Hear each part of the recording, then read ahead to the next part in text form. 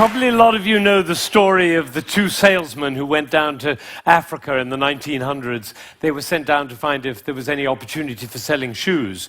And they wrote telegrams back to Manchester. And one of them wrote, "Situation hopeless, stop, they don't wear shoes."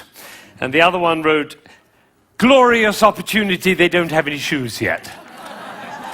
Now, there's a similar situation in the classical music world, because there are some people who think that classical music is dying, and there are some of us who think you ain't seen nothing yet. And rather than go into statistics and trends and tell you about all the orchestras that are closing and the record companies that are folding, I thought we should do an experiment tonight. An experiment. Actually, it's not really an experiment because I know the outcome. But it's like an experiment. Now, before we start, I need to do two things. One is I want to remind you of what a 7-year-old child sounds like when he plays the piano. Maybe you have this child at home. He sounds something like this.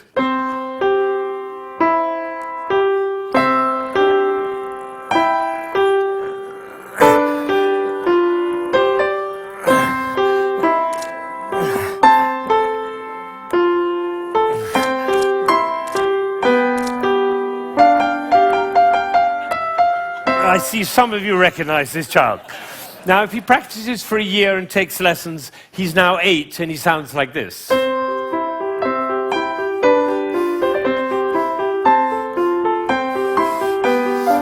then he practices for another year and takes lessons, now he's 9.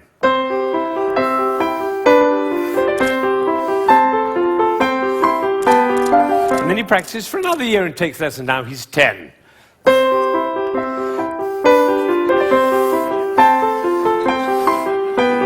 At that point, they usually give up.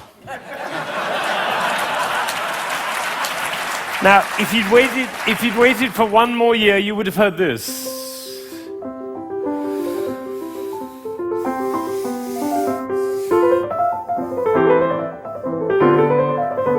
Now, what happened was not maybe what you thought, which was he suddenly became passionate, engaged, involved, got a new teacher, he hit puberty, or whatever it is. What actually happened was the impulses were reduced. You see, the first time he was playing with an impulse on every note. And the second, with an impulse every other note. You can see it by looking at my head. The 9-year-old put an impulse on every 4 notes.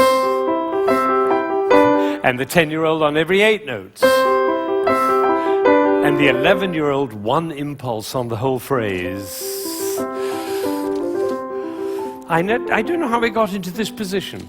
I didn't say I'm going to move my shoulder over, move my body. No, the music pushed me over, which is why I call it one buttock playing. Can be the other buttock. You know, a gentleman was once watching a presentation I was doing, and I was working with a young pianist. He was the president of a corporation in Ohio. And I was working with this young pianist, and I said, "The trouble with you is you're a 2-buttock player. You should be a 1-buttock player." And I moved his body like that while he was playing. Suddenly the music took off. Took flight. There was a gasp in the audience when they heard the difference. And then I got a letter from this gentleman. He said, "I was so moved, I went back and I transformed my entire company into a 1-buttock company." Now, the other thing I want to do is to tell you about you. There are 1,600 people, I believe. My estimation is that probably 45 of you are absolutely passionate about classical music. You adore classical music. Your FM is always on that classical dial, and you have CDs in your car, and you go to the symphony, and your children are playing instruments. You can't imagine your life without classical music. That's the first group. It's quite a small group. Then there's another group, bigger group. These are the people who don't mind classical music. You know, you come home from a long day and you take a glass of wine and you put your feet up, a little Vivaldi in the background doesn't do any harm. Right? That's the second group. Now comes the third group. These are the people who never listen to classical music. It's just simply not part of your life. You might hear it like secondhand smoke at the airport, but and maybe a little bit of a march from Aida when you come into the hall, but otherwise you never hear it. That's probably the largest group of all. And then there's a very small group. These are the people who think they're tone deaf. amazing number of people think they're tone deaf. Actually, I hear a lot, my husband is tone deaf. Actually, you cannot be tone deaf. Nobody is tone deaf. If you were tone deaf, you couldn't change the gears on your car in a stick-shift car. You couldn't tell the difference between somebody from Texas and somebody from Rome. And the telephone. If your mother calls on their miserable telephone, she calls and says hello. You not only know who it is, you know what mood she's in. Right? You have a fantastic ear. Everybody has a fantastic ear. So nobody is tone deaf. But I tell you what, it doesn't work for me to go on with this thing with such a wide gulf between those who understand, love, and passionate about classical music and those who have no relationship to it at all. The tone deaf people, they're no longer here. But even between those three categories, it's too wide a gulf. So I'm not going to go on until every single person in this room, downstairs and in Aspen, and everybody else looking, will come to love and understand classical music. So that's what we're going to do. Now, you notice that there is not the slightest doubt in my mind that this is going to work, if you look at my face, right? It's one of the characteristics of a leader that he not doubt for one moment the capacity of the people he's leading to realize whatever he's dreaming. Imagine if Martin Luther King had said, "I have a dream!" Of course, I'm not sure they'll be up to it. All right, so I'm going to take a piece of Chopin. This is a beautiful prelude by Chopin. Some of you will know it.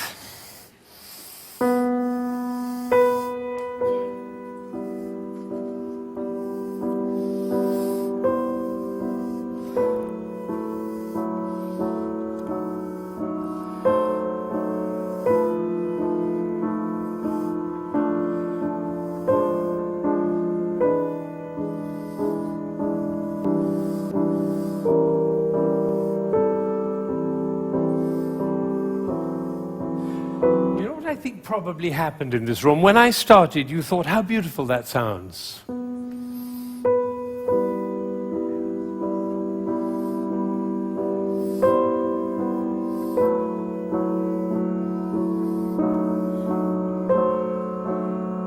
I don't think we should go to the same place for our summer holidays next year. It's funny, isn't it? It's funny how those thoughts kind of waft into your head when we're listening to classical music. And of course, if the piece is long and you've had a long day, you might actually drift off. And then your companion will dig you in the ribs and say, "Wake up, it's culture!" And then you feel even worse. But has it ever occurred to you that the reason you feel sleepy in classical music is not because of you, but because of us? Did anybody think while I was playing, why is he using so many impulses? If I'd done this with my head, you certainly would have thought it.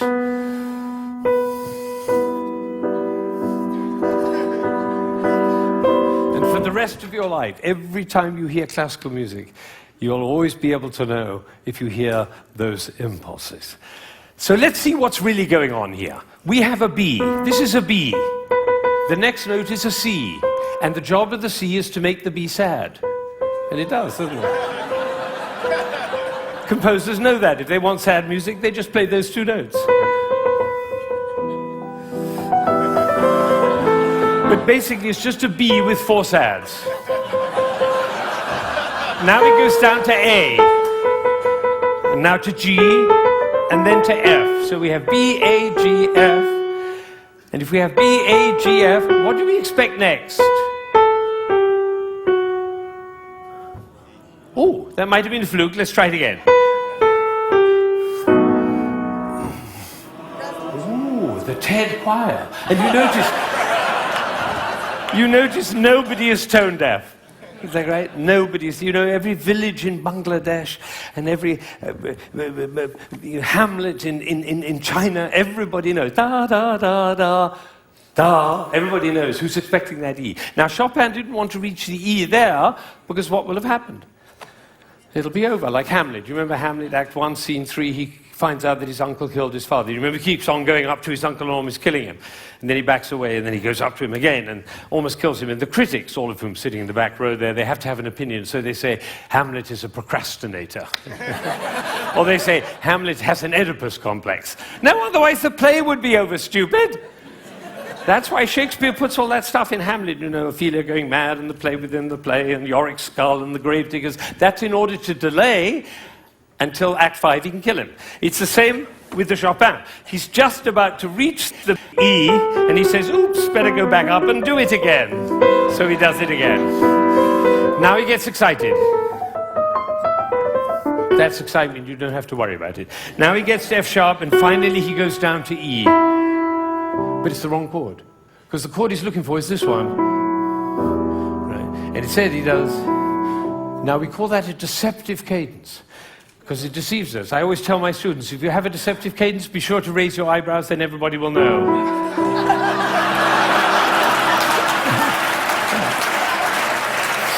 All right.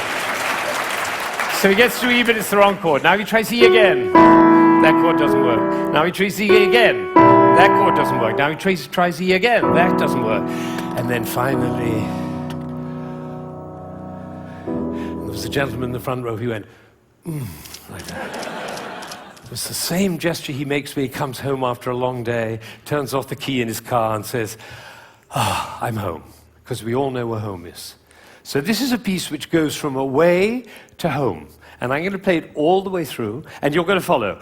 B, C, B, C, B, C, B, D, down to A, down to G, down to F, almost goes to E, but otherwise the play would be over. Goes back up to B, gets very excited, goes to F sharp, goes to E, it's the wrong chord, it's the wrong chord, it's the wrong chord, and finally goes to E, and it's home. And what you're going to see is one buttock playing. Because for me to join the B to the E, I have to stop thinking about every single note along the way and start thinking about the long, long line from B to E. Right? You know, we were just in South Africa, and you can't go to South Africa without thinking of Mandela in jail for 27 years. What was he thinking about? Lunch? No, he was thinking about the vision for South Africa and for human beings. That's what. This is about vision. This is about the long line, like the bird who flies over the field and doesn't care about the fences underneath. All right. So now you're going to follow the line all the way from B to E. And I have one last request before I play this piece all the way through. Would you think of somebody who you adore, who's no longer there? A beloved grandmother, a lover, somebody in your life who you love with all your heart, but that person is no longer with you. Bring that person into your mind, and at the same time, follow the line all the way from B to E, and you'll hear everything that Chopin had to say.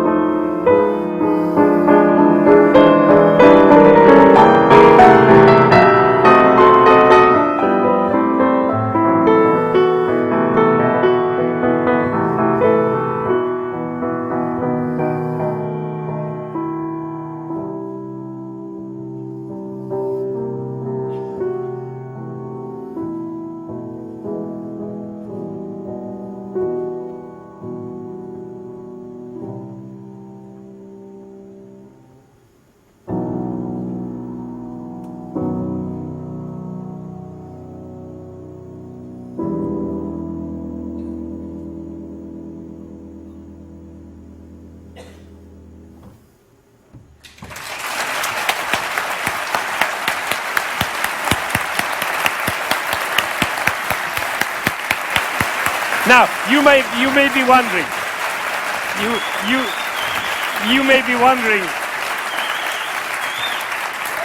you may be wondering why I'm clapping. Well, I did this at a school in Boston with about 70 seventh graders, 12-year-olds. And I did exactly what I did with you, and I told them and explained them the whole thing. And at the end, they went crazy, clapping. They were clapping, I was clapping, they were clapping. Finally, I said, why am I clapping? And one of these little kids said, because we were listening.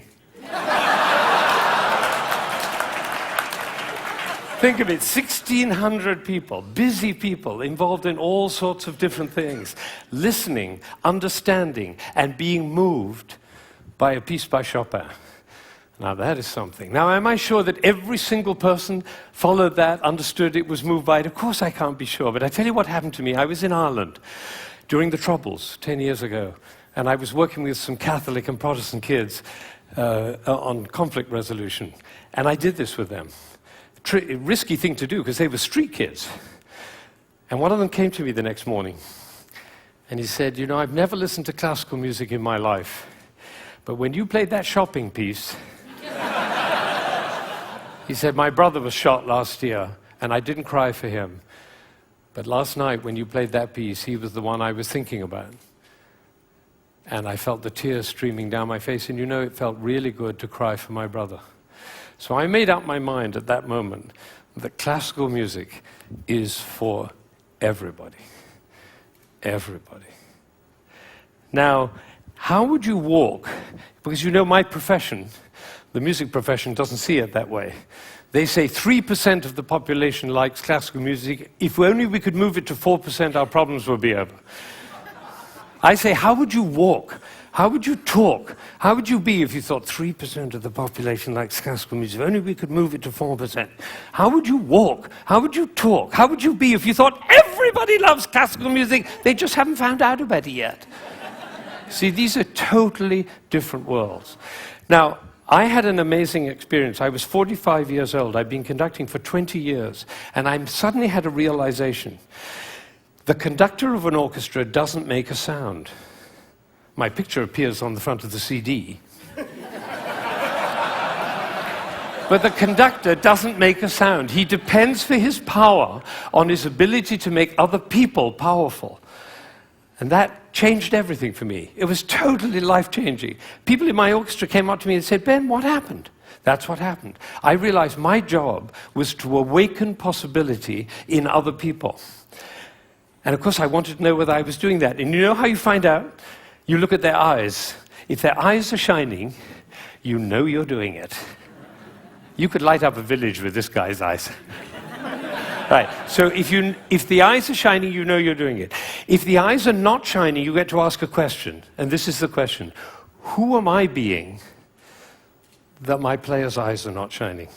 We can do that with our children too. Who am I being that my children's eyes are not shining? That's a totally different world. Now, we're all about to end this magical on the mountain week, and we're going back into the world. And I say it's appropriate for us to ask the question, who are we being as we go back out into the world? And you know, I have a definition of success. For me, it's very simple. It's not about wealth and fame and power. It's about how many shining eyes I have around me. So now I have one last thought, which is that it really makes a difference what we say, the words that come out of our mouth. I learned this from a woman who survived Auschwitz, one of the rare survivors. She went to Auschwitz when she was 15 years old, and her brother was 8, and the parents were lost.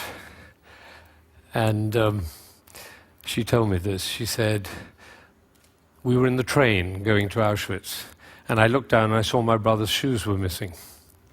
And I said, why are you so stupid? Can't you keep your things together, for goodness sake? The way an elder sister might speak to a younger brother. Unfortunately, it was the last thing she ever said to him because she never saw him again. He did not survive. And so when she came out of Auschwitz, she made a vow. She told me this. She said, I walked out of Auschwitz into life, and I made a vow, and the vow was, I will never say anything that couldn't stand as the last thing I ever say. Now, can we do that? No, and we'll make ourselves wrong and others wrong. But it is a possibility to live into. Thank you.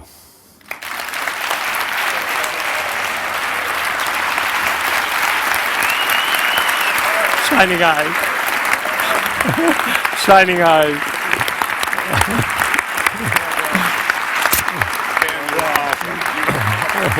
Thank you. Thank you.